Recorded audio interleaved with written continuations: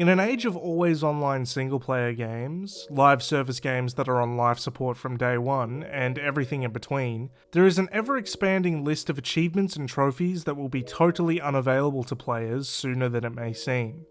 But who cares about achievements, you may ask? If the game itself is still fully playable from beginning to end, who cares? I do, and I'll explain why. At their absolute best, achievements can incentivize players to explore and accomplish styles of play that don't come naturally to them, using weapons or skills that they don't favour, and diversifying their play experience as a result.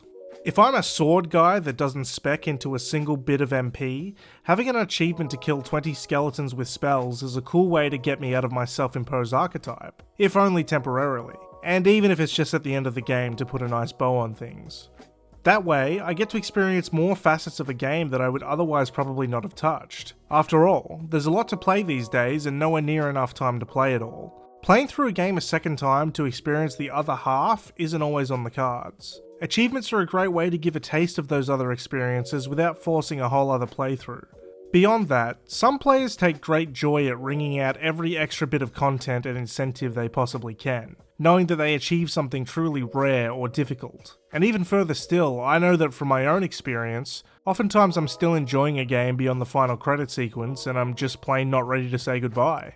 Going for a completionist run is also a great way to simply get more value for money out of the games you've already bought in an age where value is becoming more and more unquantifiable, and the price for games on launch has increased.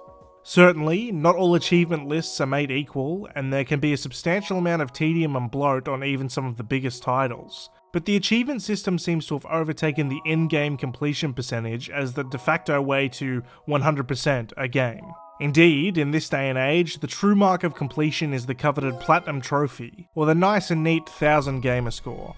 Even outside the competitive nature of the metagame of achievements and trophies, they exist as kind of a digital diary, recording the exact date and time you killed the dragon or found the legendary item. As a result, you can look back on them and remember them as they correlate with different times in your life.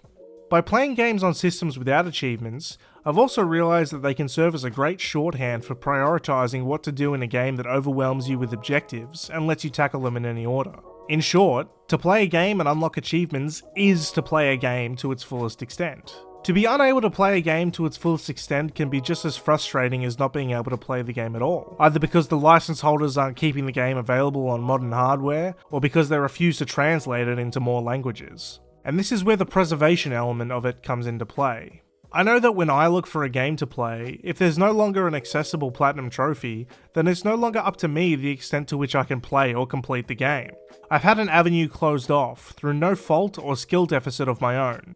In a sense, I can no longer 100% complete the game, or at least the achievement metagame, no matter what. This is obviously different to me being unable to get all the achievements in a game like Dead Rising, whose 7-day survivor achievement is something I barely want to imagine. These achievements have become literally unattainable.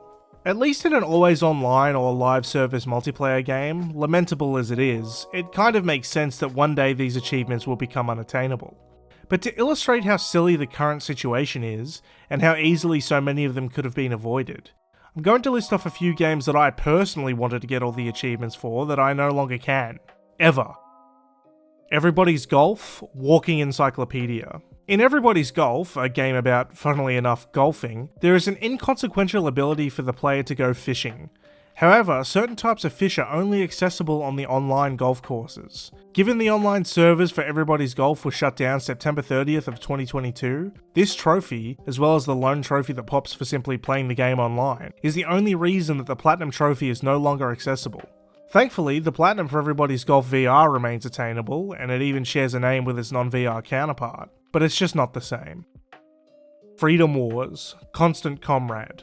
It's bad enough that Freedom Wars, an incredible and unique game about doing deeds to slowly chip away at an incomprehensible prison sentence, is locked away on the Vita with no future for the franchise. But with the closure of the online servers on December 24th, 2021, there's a trio of trophies blocking an otherwise very attainable Platinum, assuming you have the time. Curiously, although you can play Freedom Wars using the Vita's ad hoc multiplayer function, the multiplayer trophies are sadly not attainable this way, which makes this one all the worse. Mad Max, Up to the Task. Despite being a decidedly single-player only game, Mad Max had an online feature that gave players the ability to gain scrap and therefore accomplish certain challenges. No more. 2 of these so-called non-repeating challenges are unavailable due to the closure of Mad Max's servers on October 31st, 2020. 2 insignificant challenges in a sea of dozens are what gate you from getting all the achievements in this one. So what can be done about the problem at this stage? For the titles mentioned, probably nothing, unfortunately. Currently inaccessible achievements will likely remain that way forever, barring some fan intervention and workarounds, which will then in turn get switched off by the platform holders.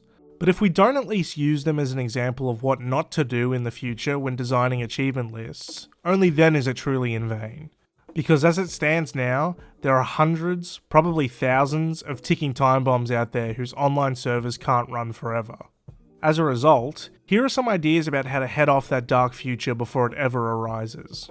When sunsetting an online service, any achievements that are going to be impacted by server closure should just automatically be unlocked as a result of the final game patch.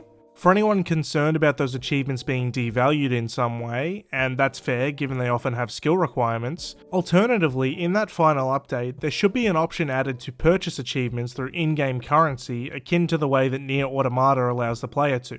That way they're still required to interface with the game in order to get these achievements.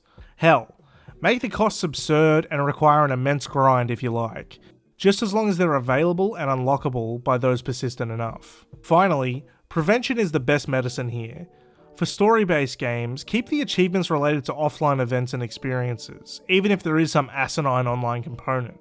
It seems like nothing less than an abject shame that games from more than 15 years ago can have their achievements fully unlockable to this day, and there are far newer games that cannot, forevermore. In my research, I was only able to find one company that at least outwardly acknowledged the problem and made attempts to fix it, and that is Rare of all companies.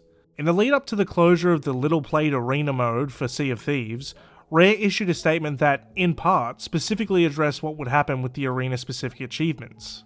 Their solution was mixed, removing the achievements from visibility on Steam and making them legacy achievements on Xbox, as in they're still on the list but largely unattainable.